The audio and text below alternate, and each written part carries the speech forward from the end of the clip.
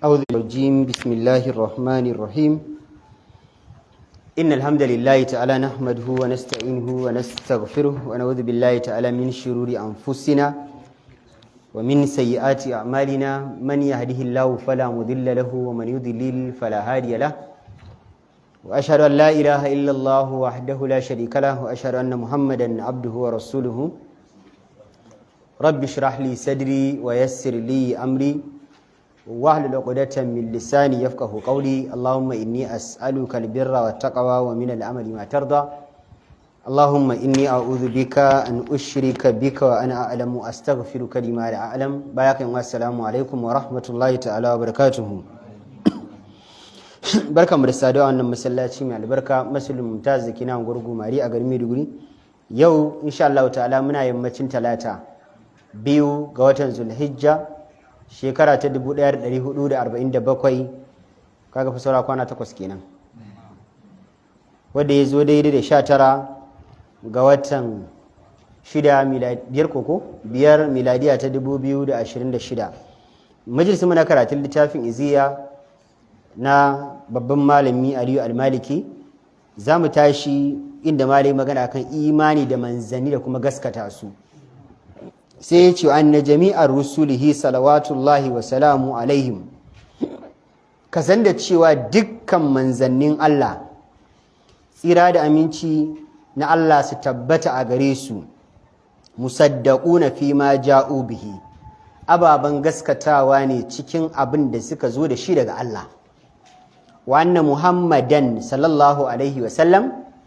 kuma lalle tabbas kasan da cewa annabi Muhammad sallallahu alaihi wasallam abduhu bawan Allah ne wa rasuluhu kuma ɗan aiken Allah ne a nan malam ya haɗa abu guda biyu ne abu na farko magana akan dukkan annabawa aka ce annabawa sun tashi daga annabi Adam alaihi salatu wassalam har zuwa kan manzon Allah sallallahu alaihi wasallam to dukkan su malam ya ce ababen gaskatawa ne cikin duk abin da suka zo daga shi daga Allah dole ka gaskata su idan ka karyata sa karyata Allah dan ba sakon su bane sakon Allah ne sannan abu na biyu kuma shine annabi sallallahu alaihi wasallam ba Allah bane ba dan Allah bane ba kanin Allah bane bawa ne cikin bayin Allah kuma manzo ne shi ma cikin manzannin Allah shi yasa wannan na daga cikin rukunan imani ma da manzon Allah da kanshi ya karantar da mu lokacin da malaika Jibril ya zo ya samu manzon Allah sallallahu alaihi wasallam da sahabbai ya ce masa ma huwa al-islam ya ce ya manzon Allah sallallahu alaihi wasallam mene musulunci manzon Allah sallallahu alaihi wasallam an tashhadu an la ilaha illallah wa anna muhammadar rasulullah wa tuqima as-salata wa tu'ti az-zakata wa tasuma ramadana wa tahujja al-bayt in istata'ta ilayhi sabila manzalla ya ce musulunci shine ka shaida babu abota bisa dacewa da cancanta sai Allah shi kadai kuma ni manzan Allah ne dan aikin Allah ne abu na biyu karkashin musulunci ne ka tsaye da sallah ka ba da zakka ka ji aikin hajji ka yi azumi wata ramadana malaka jibril sai ya ce ma huwa al-iman ya ce ya rasulullah ce me imani ya ce al-imanu an tu'mina billahi wa mala'ikatihi وكتبه ورسله واليوم الآخر وتؤمن بالقدر خيره وشره manzo Allah sai yace imani shine kai imani da Allah da manzanninsa da littafansa da ranar kiyama kuma kai imani da kaddar da za ta same ka alkhairinta da sharrinta dole kai imani kaga abinda ma da ya faɗa anan cewa dukkan manzanni ababen gaskatawa ne kina daga cikin imani da Allah wanda sarki daura maka ƙa'idar Allah kuma akan annabawa shine duk mutumin da ya gaskata annabawan Allah gaba ɗaya amma sai ya ƙaryata ƙwaya ɗaya wannan gaskatawan da kawa sauran duk ya zama a banza ƙaryata ƙwaya ɗayan nan ka fita a musulunci ka zama arni saboda dukkan annabawan Allah saƙon Allah suka zo da shi kuma dukkan su yan aikin Allah ne maganan ka ce ka zaɓi wani baka zaɓi wane ba ka da wannan hurumi shi yasa kake ganin yahudu sun yadda da annabi Musa alaihi salatu wassalam amma ba su yadda da annabi Isa ba, Allah ya kira su da arna, al-maghdubi alaihim. Nasara sun yadda annabi Musa, sun yadda annabi Isa, ba su yadda annabi Muhammad sallallahu alaihi wasallam ba, Allah ya ce arna ne, wala dalin batattu. Mu kuma fa sai Allah ya ce dukkan annabawan Allah mu yi imani da su. Amana rasulu bima unzila ilaihi min rabbih wal mu'minu kullun amana billahi wa malaikatihi wa kutubihi wa rusulihi la nufarriqu baina ahadin min rusulihi. Allah ya ce ka'idan mu shine ba mu bambance wani annabi ɗaya cikin annabawan Allah. Dukkan su mun yadda yan aikin Allah ne, sakon Allah suka isar, kuma babu wanda za mu ce wannan namu wannan ba namu ba. Idan yanzu Kirista ya zagi manzon Allah sallallahu alaihi wasallam, kai ma sai ka zuce ka zagi annabi Isa, ka fita musulunci.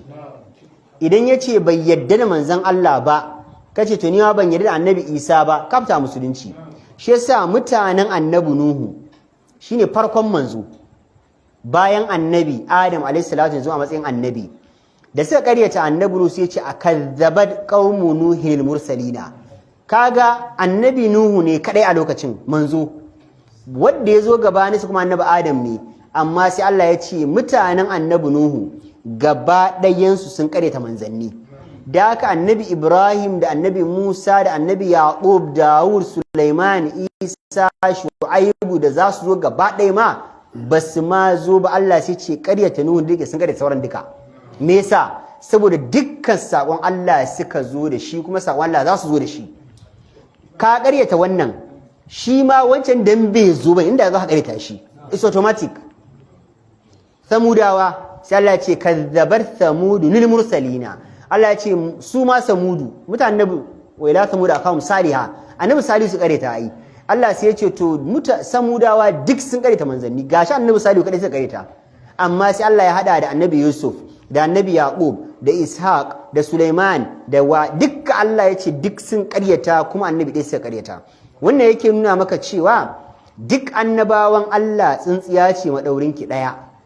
In ka karyata ɗaya ka karyata duka.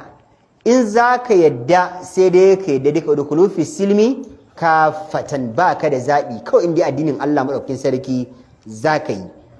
Shi yasa Allah madaukakin sarki ya ce innal ladhina yakfuruna billahi, lalle wadda suke kafircewa Allah wa rusulihi, suke kafircewa manzannin Allah, wa yuriduna an yufarriqu bainallahi wa rusulihi.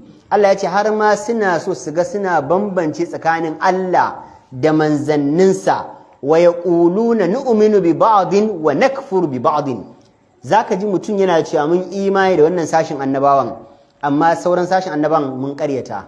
Allah ya ce ka imani da wannan, ka karyata wannan, sai Allah ya ce wa yuriduna an yattakhidhu baina dhalika sabila, kuma suna so su yaki wani tafarki cikin wannan abin da suke faɗa. Sai Allah ya ce ulaika humul kafiruna haqqan. Allah ya ce dan kana neman arna na gaskiya, cikakkun arna, Allah ya ce to wa'annan su ne cikakkun arna. Sai Allah ya ce wa atanna lil kafirina azaban muhina. Allah ya ce kuma hakika mun yi wa arna tanadin azaba ta wulakanci. Wani arni Allah yake cewa tanadin azaba wulakanci anan? Shine arnan da ya bambance tsakanin wannan annabin yace ya yarda da shi, wannan annabin bai da shi ba. Allah ya ce dukkan su arna ne. Duk wanda ya ce duk annabi Allah ya yarda, kwaya ɗaya ne bai yarda ba, Allah ya ce wannan yardan naka bai zama yarda ba, arni ne kai. Gwanda ma ka je kai abin da za ka yi in ka ji lahira ka da ku sosai. Sannan malam sai ya ce wa anna jami'a ma ja'a bihi haqqun, kuma duk abin da manzon Allah sallallahu alaihi wasallam ya zo da shi daga Allah gaskiya ne. Annabi sallallahu alaihi wasallam bai zo da komai daga karan kansa ba. Wa ma yantiqu anil hawa in huwa illa wahyun yuha. Allah ya ce manzon Allah sallallahu alaihi wasallam bai kasance yana faɗin abu daga san ransa ba. Duk abin da manzon Allah ya faɗa, Allah ya ce wahayi ne da muka yi wahayi zuwa gare shi. Mun yi masa wahayi ya isar da saƙon Allah kuma. Da haka aikin annabi kenan. Da haka sa ma da ya ce duk abin da manzon Allah ya zo da shi gaskiya ne. Idan yanzu kana tuhumar abu kaza manzon Allah sallallahu alaihi wasallam shi ya kirkiro ya saka a cikin addini, ba saƙon Allah bane, ba Allah bane ya sa annabi ne ya faɗa a karan kansa, to akwai malaman da suke ganin annabi sallallahu alaihi wasallam na da ijtihadi a cikin shari'a, amma malamai suka ce ko da ababen da manzo Allah yake yin ijtihadi akwai abin da ake cewa Allah ya kintsa wa manzon Allah a cikin ransa, kai da yake cewa inna ruhal qudusi nafatha fi ruhi manzo Allah yake cewa haƙiƙa malaika jibril ya kintsa min a cikin raina cewa annan nafsa lan tamuta ta tastakmila rizqaha, rai ba za ta mutu koma ga Allah ba har sai ta cinye arzikinta gaba daya. fattaqullaha wa ajmilu fi talab, ku kiyaye dokokin Allah, ku kyauta wajen neman abincinku. innama inda Allah la yanalu bi ma'asiyati, duk abin da yake wajen Allah ba a samu shi da sabon Allah. wannan ka rike arzikinka ba za ka mutu ba sai ka cinye duka, ko ta yan jiji mai sai an dura maka. idan akwai sauran kuninka wallahi sai an sa mata hanci ka shanye, idan akwai sauran shayinka sai an sa mata hanci ka shanye. mutum zai zama unconscious, rana ɗaya sai a ga ya buɗe ya fara magana, ya ce a bashi kaza a bashi kaza, ana bashi yana sha jinyar za ta dawo. raban shi ne wannan tuƙen, raban shi ne wannan taliyar, raban shi ne wannan shinkafar. Allah ya dawo da hankalinsa ya ci don ya ji a mai hisabi a kai. kowa ga ya jira ya cinye arzikinsa. to yasa malaki cewa duk abin da manzo Allah ya zo da shi gaskiya ne. wa ma akhbara bihi sidqun min adhabil qabri, duk abin da manzo Allah kuma ya faɗa gaskiya ne. da gaskiya ababan akwai azabar kabari. manzo Allah sallallahu alaihi wasallam yayi magana akan Allah yakan yi azaba wa bayinsa cikin kabari idan suka wa Allah laifi. hadisin da muka yi adabul mufrad satin can ko manzo Allah ya zo wucewa ta wajen wasu kabarruka guda biyu. manzo Allah sai ya ce innahu ma la yu'azzaban, annabi ya ce wayannan kabarruka guda biyu yanzu haka ana kan musu azaba. wa ma yu'azzabani fi kabir, manzo Allah ya ce ba kuma wani abu babba suke a idan ku a ganin ku ba yake musu, ya ce kai innahu la kabir, abin babba ne. manzo Allah ya ce amma haduhuma fa kana la yastati min al-bawl, dayan su in zai fitsari bai tsayawa ya kula, zai bari digan masa a wando. wa mal akhar, daya kuma fa kana yamshi bin namima, ya kasance yana yawo da annaminci tsakanin mahayar ba tsakanin su. manzo Allah ya sa aka mishi itacen dabino ya tsaga gida biyu, ya dasa rabi anan rabi anan. annabi ya cewa ina fatan Allah zai sassauta musu, malam yayi basa malam tai basa wata riwaya, Allah zai sassauta musu matukar wannan ganyen dabinan bai bushe ba, amma daga ya bushe za a mai da karfe wuta. wanda ke tabbatar maka da akwai azabar kabari. akwai manzo Allah sallallahu alaihi wasallam lokacin da aka binne Sa'ad ibn Mu'az, manzo Allah ya ce babu wani bawa da za a sa shi a kabari face kabari sai ya dame shi, sai ya matse shi koma waye. manzo Allah ya ce launa jaminha ahadun la najaminha Sa'ad ibn Mu'az. manzo Allah ya ce da a ce akwai wanda zai tsira daga dankan kabari da matsan kabari da Sa'ad ibn Mu'az ya tsira, amma shi ma kabari ya matse shi matsewa. ya rab ka tausaya mana. da haka akwai azabar kabari. sannan wa ahwalihi, akwai kuma yanayika da za su faru a cikin kabari. yadda ka san akwai azabar kabari to akwai kuma ni'ima cikin kabari. akwai ni'ima sosai. manzo Allah yake cewa idan rai a ruwayat Tabarani dogon hadisi, manzo Allah ya ce da aka samu bawan Allah mutumin kirki salihin bawa, lokacin da zai mutu manzo Allah ya ce mala'ikan mutuwa zai zo kan gawar ka kai mara lafiyan, sai ya bude tawul din gidan aljanna, ya zo da tasa daga aljanna da ruwan aljanna. manzo Allah ya ce idan ya cire kabarin, in ya cire ran, kuma idan zai cire ran ma sai ya ja hankalinka, shi maka ya ayyatuhan nafsul mutma'inna irji ila rabbiki radiyatan mardiya fadkhuli fi ibadi wadkhuli jannati. sai a ce ya ki rai mai kirki ta kwarai, ki koma wajen ubangijinki, ki koma wajen ubangiji, fadkhuli fi ibadi, ki shiga cikin bayina na kwarai, wadkhuli jannati, sannan Allah zai ce ki shiga kuma cikin gidan aljannata. lokacin da ake gaya maka haka sai mala'iku su ce maka kada ka damu, kada ka shiga bakin ciki, la khawfun alaihim wa lahum yahzanun, ba bakin ciki babu shiga damuwa. haka za a cire ranka nan, za a fara tatso ranka. manzo Allah ya ce idan aka kwatanta cire ranka da cire ran kafiri kamar zare gashi ne a cikin gari. mun gane karatun? idan yanzu aka ce wannan gashi ne yana cikin gari, sai aka ce ka zare, ai babu wani wahala da zaka sha na zara gashin, kawai daga ka sa hannu sir kawai zaka cire shi. Da haka zai da ka san wannan zara gashin haka za ci ranka. Amma ran kafiri fa annabi ya ce kama a samu akuya ce ko tinkiya da ranta ba a yanka ta ba, a feɗe ta, a cire gashin jiki, a cire fatar jikinta gaba ɗaya a gefe guda, nama a gefe guda, haka arne yake jin fitar rai. A wata riwaya ya ce yadda kasan an sa ƙugiya ne a cikin cikinsa, ana tattaro kayan cikin, ana tattaro hanji da saifa da hanta da ƙoda da ko'ina, ana haɗowa za a fizge, haka yake jin fitar ransa. Daga nan kuma jahannama zai wuce. Allah ka tsare mu. Wal qiyamati malice kuma sannan akwai abubuwa da manzo Allah ya ba mu labari za su faru a filin kiyama. Tun daga fitowa a kabarinka. Idan ka fito a kabari aka yi busa, za mu fito duk a cikin kabarinmu. Idan muka fito za mu ɗauki hanya sai mahshar, sai wajen haɗuwa. Idan za ka tafi mahshar, manzo Allah ya ce akwai wata wuta a bayan mutane. Wuta ce za ta dinga kora mu. Gida fa da shigo, in ka shiga ɗaki ma ba ta da wani katanga, ba maganin ka sa sakata, ka sa makulli, ba ta da wani protection, ba ta da wani prevention, ba protection, ba abin da zai kare wutar. Tana zuwa da ta samu kofar taka da kofar da ba kofar da ɗaya ta wajen ta kawai ta yi, ta shiga ɗakin ta yayi moka ka fito, in ta sa ka a gaba ta yayi mu mutane, tana baya wuta gaba mutane, haka za ta kora mu zuwa farfajiyar filin hisabi. A wannan tafiyar ba maganan jirgin sama, ba maganan mota, da kafa. Riwayar da suna cewa a Syria za a yi, daga nan za ka tafi har ƙasar Sham da kafarka. Idan kana ganin nisan abin yanzu, bara ta shi kiyama za ka ga kamar daga nan zuwa ƙarshen kwalta ne. Amma akwai mutanen da duk wannan gudun ba sa ciki, Allah ka sa muna ciki. Sabatun yuzilluhumullahu fi zillihi yawma la zilla illa zilluhu, ba sa ciki su, ba sa ciki. Manzo Allah ya ce akwai shabun na shafi ibadatillah, akwai saurayi matashi da ya rayu wajen bautar Allah, bai ciki. Akwai mutumin da mace kyakkyawa ma'abociyar nasaba ta kira shi ce fasikanci, ce inni akhafullah, ina tsoron Allah. Akwai imamun adil, shugaba mai adalci. Akwai kuma wadda jira yake a kira sallah, rajulun qalbun mu'allaqun bil masajid, kawai shi kirsa yake jira fa a kira sallah. Da haka wayannan tawagar mutum bakwai da sauransu ba za su ji wannan wahalar ba.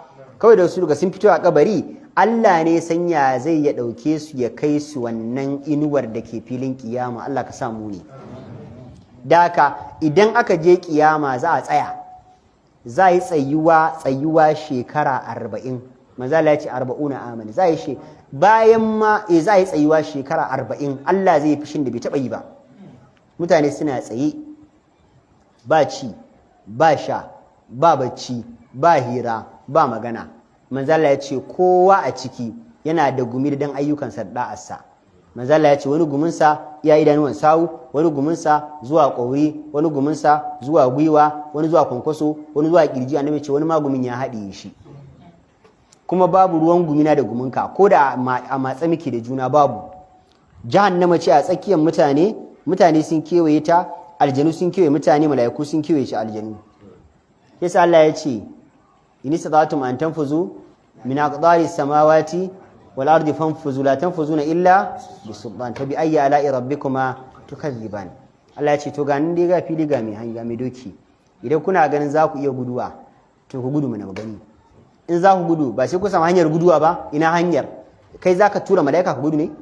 Kai dinwa babu hanyar guduwa, haka za ka tsaya, haka za a nan za a gama. DN ne ai, an zo gumun DN ne ai, tun da an fara wallahi sai an gama. Bayan Allah maɗaukin sarki, annabi sallallahu alaihi wasallam ya ji ya roki Allah, ya ba Allah haƙuri. Annabi Allah ya yarda za a yi hisabi, za a zo a ce to auna ayyukan mutane.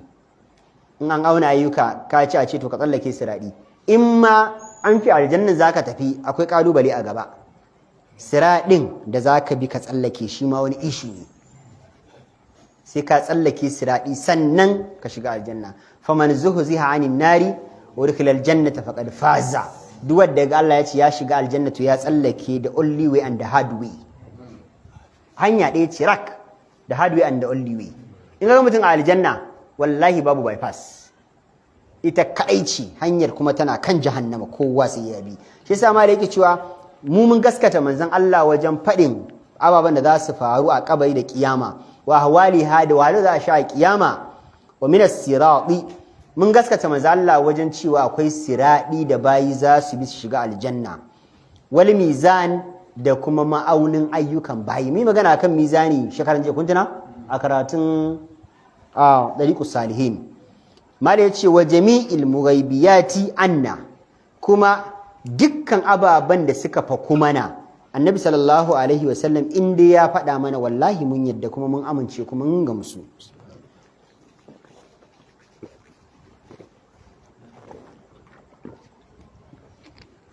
yanzu akwai ababen da annabi sallallahu alaihi wasallam ya faɗe su cewa muna nan muna rayuwa da su amma ba mu taɓa da idanmu ba to tun da ku annabi sallallahu alaihi wasallam ya faɗa in dai hadisin ya inganta ya tabbata annabin ya faɗa wallahi mun yadda yanzu alamul jin duniyar aljanu ai ba wanda ne taɓa ganin aljani ko akwai wanda taɓa gani ko akwai wanda taɓa gani shi ma ya kalle shi sai sifanta mana ya gan shi ko to amma annabi sallallahu alaihi wasallam ya gaya mana akwai aljanu mun yadda mun amince duk abin da annabi ya faɗa annabi ya ce akwai mala'iku wata ganin mala'ika anan babu mun yadda mun amince amma kowa zai ga mala'ika so daya yau mai ranar mala'ika ta labushira yau mai izin lilmujin kuna hijiran mahajura Allah ya ce ran da za a ga mala'iku duk wanda ya ga mala'ika Allah ya ce mujrimai a ranan sun ga bala'i ya bala'i saboda sai an tafi lahira a wahale da haka duk abin da yake ba mu taɓa gani ba annabi ya faɗa mun yadda annabi ya ce mana akwai wal jannati wan nar annabi ya ce mana akwai aljanna wallahi mun yadda wan nar annabi ya ce akwai wuta wallahi mun yadda manzo Allah sallallahu alaihi wasallam an dauke shi a mafarki aka je aka kai shi ya ga wuta aka bude mishi wuta ya leka cikin ta manzo Allah ya ce fa'aitu akthar ahli hannisa manzo Allah ya ce sai na ga mafiya yawan wanda suke cikin wuta mata ne wata wata ce ya ma'aikin Allah me faru mata suka zama da yau a wuta manzo Allah ya ce bi kufrihinna saboda butulcinsu ta ce ayakfurna billah Allah suke kafirci a yakfurna al-ashir suna butulcewa zamantakewar aure da mazajen su ne na leka aljanna annabi ce sai na faratu asara hal fuqara mafiya yawan yan aljanna kuma talakawa ne Allahu akbar ya amma hum nasu Allah kuma su Abraham dan Auf suna aljanna Abubakar suna aljanna Usman suna aljanna idan ka zama mai kuɗi kai aikin kwarai aka tafi aljanna ba a ce ba masu kuɗi a aljanna fa amma mafiya yawa talakawa ne saboda shi mai kuɗi inna lisana la yadgha ar-ra'ahu istaghna dan adam mai kuɗi na yin girman kai to amma shi talaka ina ya kuɗin ba zai yi girman kai digar shi a fashe wanda shi a fashe takalmin shi a huje yana ci da kyar in ma ya cin ma wani girman kai zai yi ba ya samu dama ba ai gudu samun dama tsayuwa samun dama da haka manzala ya tabbatar da manzala ya ce sai na ga wani lambu na ce a buɗe min wannan lambun in gani manzala ya ce sai na ga wani abu da ban taɓa gani abu mai kyau irin shi ba na ce ya juli wannan mai ce min wannan ita ce aljanna manzala ya ce sai na ga wani gida kuma ya fi duk gidajen cikin wannan lambin kyau sai na ce ya juli wannan gidan kamar ya fi kowane gida kyau sai ce kwarai ku ya fi kowane gida kyau sai ce gidan waye sai ce gidanka ne sai ce a buɗe mun gani man sai ce a shi irin wannan gidan ba a shiga sai an mutu ya salam idan yanzu kai ne Allah nuna maka gidanka na aljanna a mafarki in ka tashi za ka yi kiyamar Allah sa ka mutu da asuba na ga mai imani daya za ka yi Allah sa ka mutu da asuba Allahu akbar a daren ma Allahu akbar Allahu akbar gaskiya wala su kana da imani kana da imani wani muna magana ya ce shi in yanzu a baka aljanna automatic ka mutu yanzu ya ce a bari sai bayan shekara 80 ina faɗa ya bani hansa ya ce ko ya samu aljannan dai abai sai ya ɗan kai shekara 80 haka ya zama in zai je ɗin amma ya ɗan more duniya tukunna ya kai shekara 80 na ce aljanna fa ya ce amma yana gaskiya fa yana son duniyan nan fashi to ka san aljanna bane an gane da haka manzo Allah sallallahu alaihi wasallam duk abin da ya faɗa baka gani ba baka taba ji ba in dai annabi ya faɗa ya tabbata na gaibu ne kawai ka yadda ka aminci Allah ne ya ce masa da'a qul ati'u Allah wa ati'u rasula Allah ne ya ce kuwa Allah da'a sannan kuwa manzon Allah da'a fa in tawallau in kuka juya da baya kuka ce ba za ku Allah da'a ba za ku manzon Allah da'a ba sai ce fa inna ma alaihi ma hummila wa alaikum ma hummiltum shi annabi sallallahu alaihi wasallam a lahira Allah mai sarki zai kalle shi da iya abin da ya aikata kuma da iya abin da kuka aikata sai Allah ya ce amma wa in tudiuhu tahtadu inda ku za ku manzon Allah da'a kuma sa biyayya cikakkiyar biyayya Allah ya ce za ku samu shiriya shi sai Allah ya ce wa ma alar rasul ila balagul mubin babu abin da yake kan kowane manzo sai dai isarwa mabayyani aikin annabawa kenan in ma alayka illa albalag ba abin da yake kan manzon Allah sallallahu alaihi wasallam sai da sakon Allah madaukakin sarki kadai shi yasa na daga cikin alamar cewa kai kana da rabo a lahira ma shine kai imani da abin da annabi ya faɗa baka gani ba annabi ya faɗa ba kai imani ka yadda baka gani ba alama zaka rubuta alif lam mim zalika alkitabu la raiba fi hudan lil muttaqin alladhina yu'minuna bil ghaibi wa yuqimuna as-salata mimma razaqnahum yunfiqun kaga sai Allah ya ce wanda suke imani da gaibi Allah ya ce kuma banda muka ba suna ciyarwa gaskiya Allah ya ce ulaika ala hudan min rabbihim ulaika humul muflihun ba za ka taba rabauta a lahira ba dole sai ka yi imani da abin da manzon Allah ya faɗa da wadda ka gani da wadda baka gani ba don da hankalinka ya kama don da hankalinka bai kama in dai ya tabbata annabi ya faɗa kawai ka ce sami'na wa ata'na ghufranaka rabbana wa ilaykal masir ka tsira dama waye ce duk abin da annabi zai faɗa sai ya dace da hankalinka ba wanda ya faɗa wannan yi hankalin naka ai yana da capacity yana da iyaka ko muje malam sai ya ce wa anna ma sha Allahu kana kuma duk abin da Allah ya so shine yake wanzuwa wa ma lam yasha lam yakun duk abin da Allah bai so ba bai taba wanzuwa kenan kaga abu ya faru Allah ne so Allah ne ga dama abin da Allah madaukin sarki bai so ba wallahi ba zai faru ba ko ya kuka so ya faru shi yasa malamai suna cewa ita mashi'ar Allah madaukakin sarki tana da fiska hudu ne fiska ta farko akwai ilimin Allah madaukakin sarki na tun da kafin ma Allah ya halicci duniya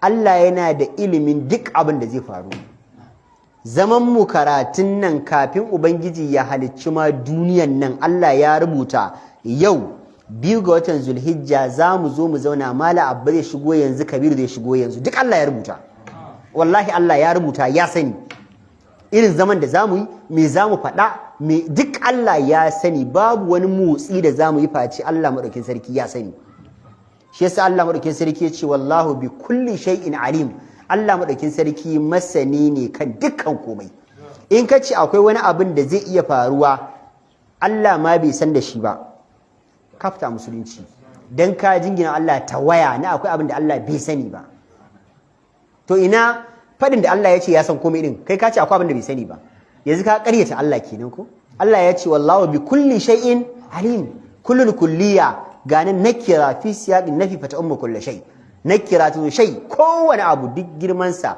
duk kankantar sa duk buyan sa duk shiga kwanar sa Allah ya ce wallahi na san da shi ba abin da ban sani ba Allah ya ce na sani wannan shine abin da ake so gane game da sanin Allah kafin Allah ma ya halicci duniyan ma ya halicci alƙalamin ya halicci takardar da za a yi rubutun ya halicci al'arshi ya halicci kursiyu Allah ya san duk abin da za su faru abu na biyu kuma shine sai kuma ababen da bayan Allah da ya san su a iliminsa Allah maɗaukin sarki ya sa an kwafe su jikin lauhul mahfuz wanda ba washe yake cewa Allahn Allah lau allo ne tsararre ba wanda ya isa taba abin da yake jikin Allah yuthabbitu Allahu babu shi ba wannan ayat da Allah madaukin sai yake cewa ma yubaddalu qawlu ladayya wa ma ana bisallamin abid. Allah ya ce ni idan na riga ne magana bana canza, wannan abin a rubuce yake baya canzuwa. Da haka Allah madaukin sarki ya tabbatar da ababen da suke jiki. Idan yanzu misali yau aka ɗaura auren ango da amarya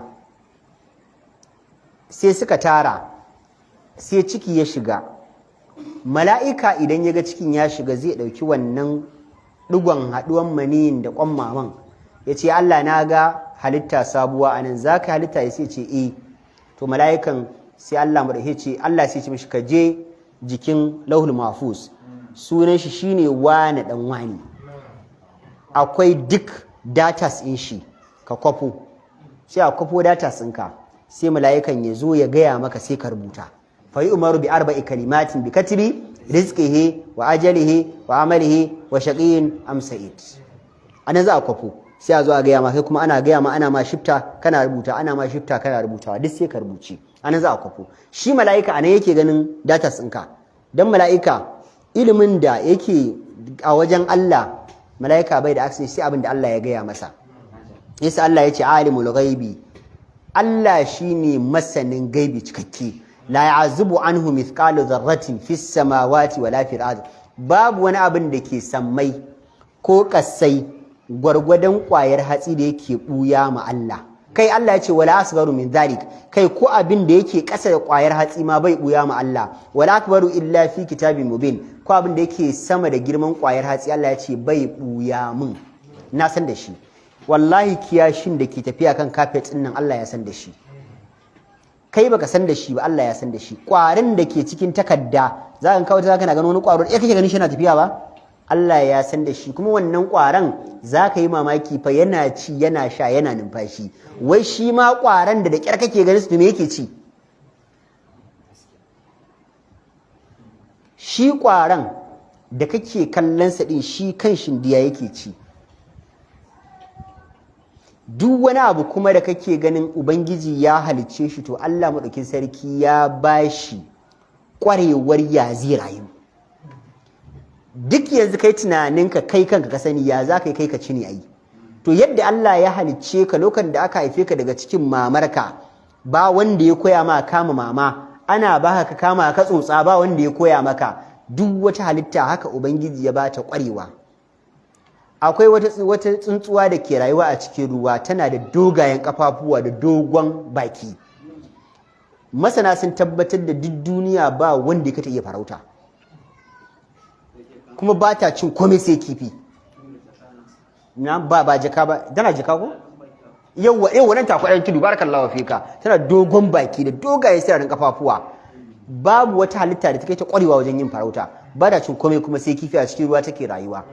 Duk yadda kifi ya kai da zilliyarsa, Allah ya mata tactics da hikima da ta shawo kanshi ta kama shi. Sai ya gama kewayensa da wutsul ɗinsa da duk dabarunsa da kominsa, ɗauka ɗaya za ta masa.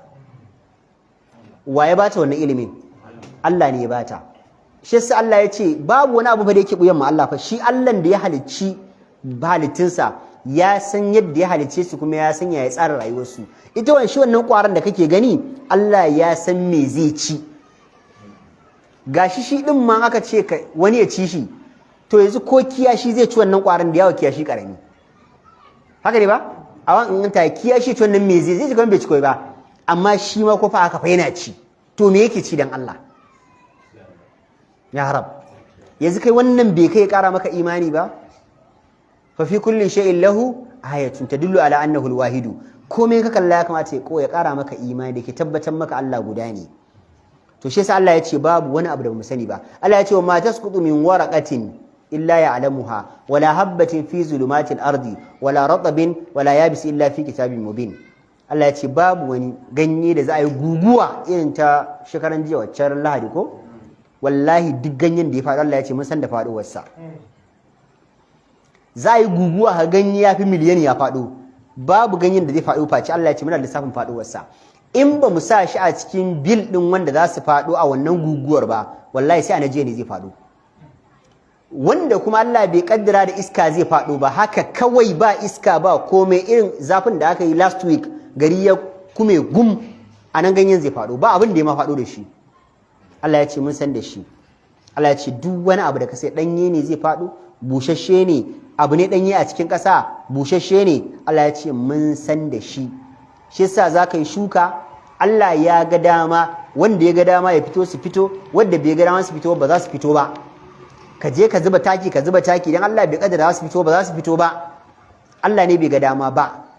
Kuma sai ga gyauron bara ba kai gyauron shukan ma a wajen ba kuma ya fito. Kai ka shuka bana ya ki fitowa, na bara Allah ya san da shi, Allah ya fitar da shi. Malam dari Allah ne ba? Mana. Abu na uku kuma da ake so bawa ya gane game da aikin Allah shine Allah maɗaukin sarki ya wanzar da abu ga bayinsa, ga halittunsa a lokacin da ba Allah ke so, a yadda Allah ke so, a yadda Allah ya ga dama ba yadda bawan ya ga dama ba. Shi yasa da imani da aka wa Allah, da kafirci, da da'a, da sabo da ake wa Allah dukka da ilimin Allah ake yi. In ka ce bawa ya saba wa Allah, Allah bai san bawa zai saba ba. Kai amma fa da sabon fa ba Allah ya ce ayi sabo la yarda ibadi kufur. Ba fa Allah ya ce aje ayi sabon bane fa. A'a, sai dai amma ko ba wanda zai sabon a ce Allah bai san zai sabon ba. Babu shi. Duk sabon da zaka yi Allah ya san zaka yi, amma ba wai ya ce ka je kai bane. In ka ce Allah bai sani ba, kamar akwai abin da bawa zai yi wanda Allah madauki sarki bai san da shi ba. Abu na ƙarshe shine yadda bayi za su yi aikin. Shi yasa Allah ya ce khaliqu kulli shay'in la ilaha illa huwa wallahu khalaqakum wa ma ta'maluna. Allah ne ya halicce ku, aikin da za ku yi ma Allah ya ce ni na halicci aikin. Kuna ɗaki ɗaya da mutum zai tashi yayi qiyamul layl ya roki Allah bukatun shi, kai ka daga hanci sama kana bacci. Mana waye ga dama ya tashi wannan? Kai waye ga dama ya tashin ka? Allah.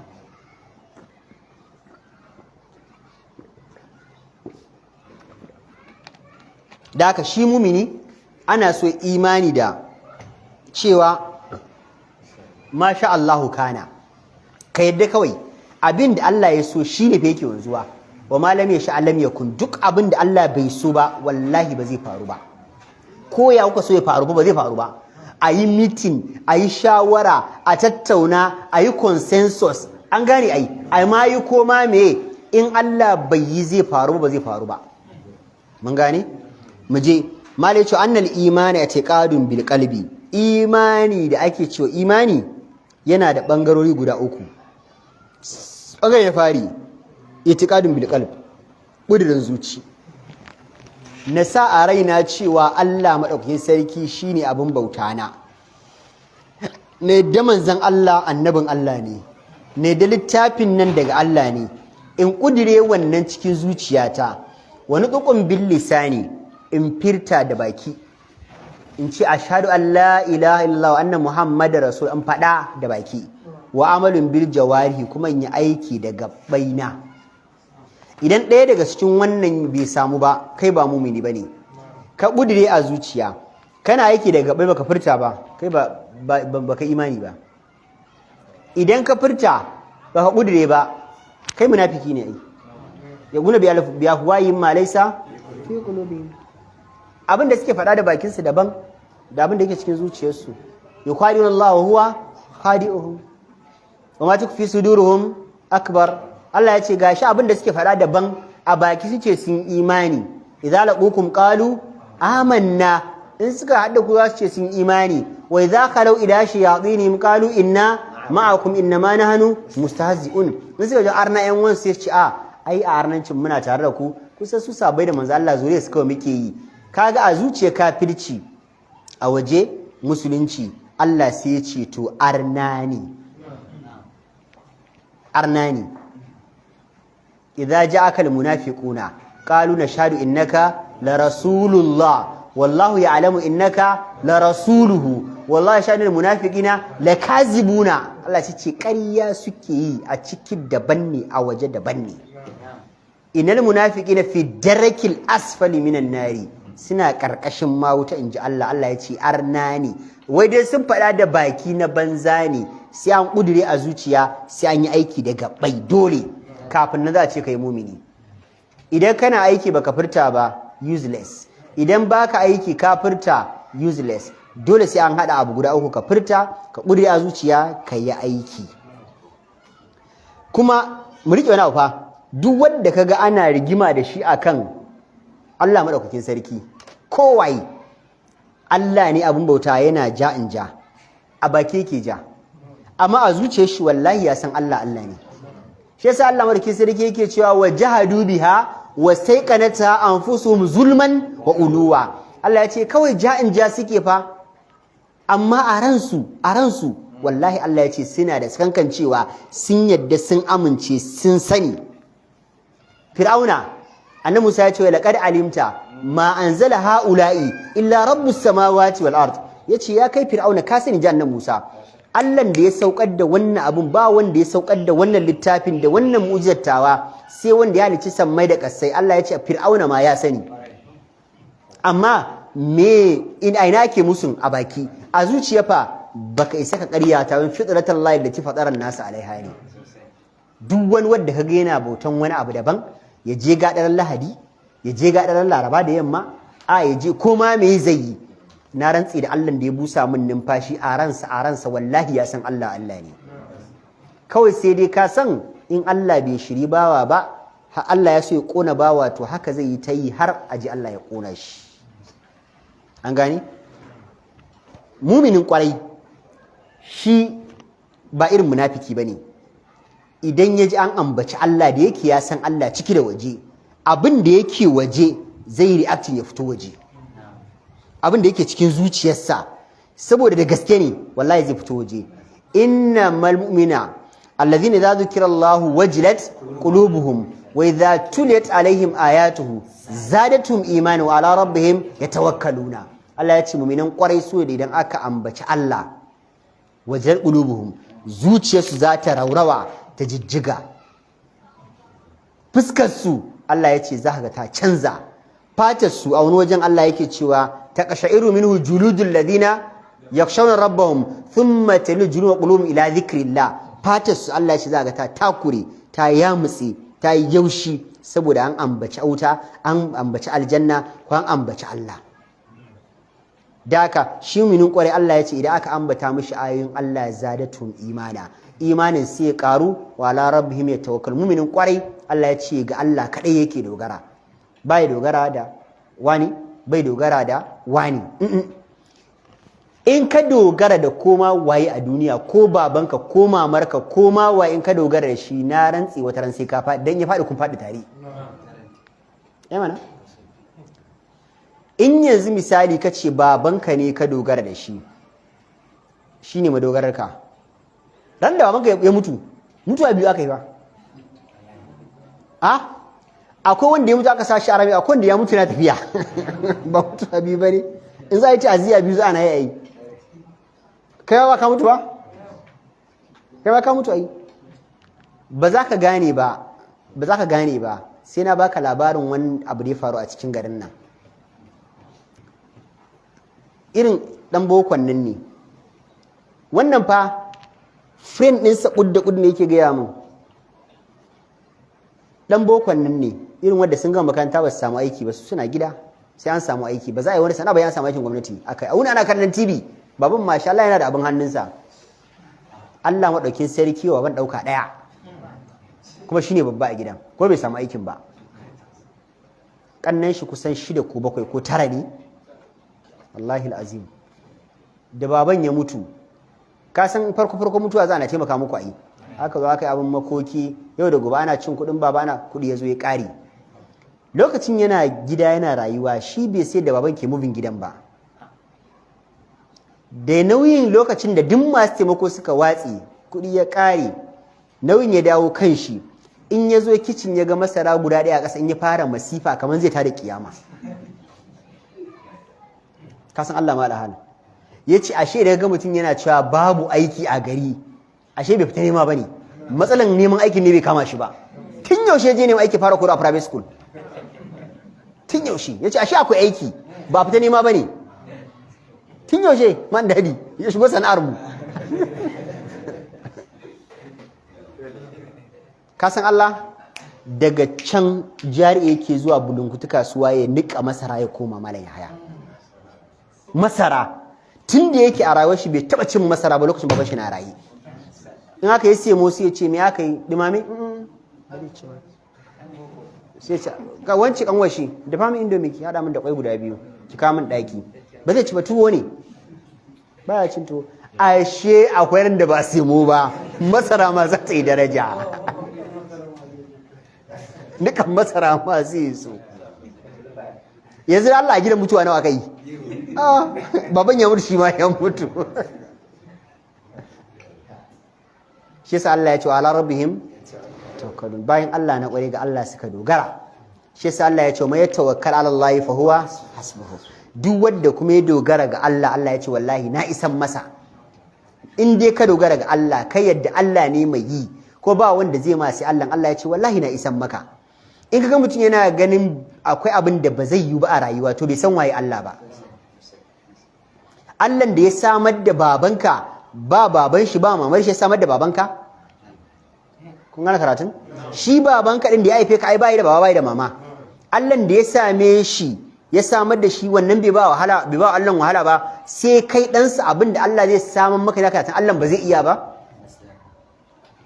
haba mu je malai yace wa anna kalamallahi ta'ala qa'imun bi dhatihi maganan Allah madaukakin sarki kuma qa'imun tsaye take bi dhatihi da zatin Allah kenan Allah madaukakin sarki ya takallam kaifa sha'a mata sha'a biman sha'a Allah yana magana a lokacin da ya ga dama da wanda ya ga dama a inda ya ga dama idan ya so yi magana in ya so yi shiru ba kamar mu'tazila ba cewa suke wai yana magana ba yana ji ba yana gani ba gani ba wai dan a kore wa Allah madaukakin sarki sifar bawa suka ce wai sami'un bi ghairi sam'in Allah yana ji ba da ji ba wai in kace Allah yana ji ai kaman ka kwatanta Allah da bawa kuma gashi fa Allah ne yace kai mu gane ayar malamai suka ce Allah yace laisa kamithlihi shay babu abin da ke kama da Allah sai yace huwa sami'ul basir da ya kore kamanceceniyarsa da dukkan bayi sai yace to fa yana ji sai ka ce yana ji amma ba irin jin bayi ba dan yace laisa kamithlihi basir yana gani amma ba irin ganin bayi ba da gani na da ganin Allah ba iri ɗaya bane da duk ganin mutane duniya da ganin Allah ba iri ɗaya bane